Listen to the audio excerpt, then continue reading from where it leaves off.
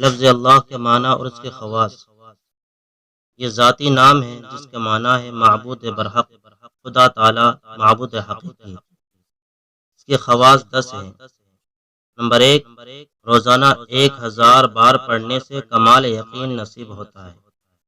Number 2، جمعہ کے دن نماز جمعہ سے پہلے پاک و صاف ہو کر خلوت میں پڑھنے سے مقصود آسان ہو جاتا ہے، خواہ کیسا ہی مشکل ہو۔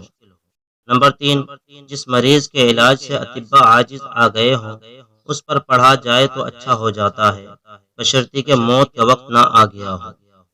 نمبر 4، ہر نماز کے بعد 100 بار پڑھنے والا صاحب باطن و صاحب کشف ہو جاتا ہے۔ نمبر 5، 66 بار لکھ کر دھو کر مریض کو پلانے سے اللہ تعالی شفا عطا فرماتا ہے، خواہ آسیب کا اثر کیوں نہ ہو۔ نمبر 6، آسیب زدہ کے لیے کسی برتن پر لفظ اللہ اس برتن کی گنجائش کے بقدر لکھ کر اس کا پانی آسیب زدہ پر چھڑکے تو اس پر مسلط شیطان جل جاتا ہے۔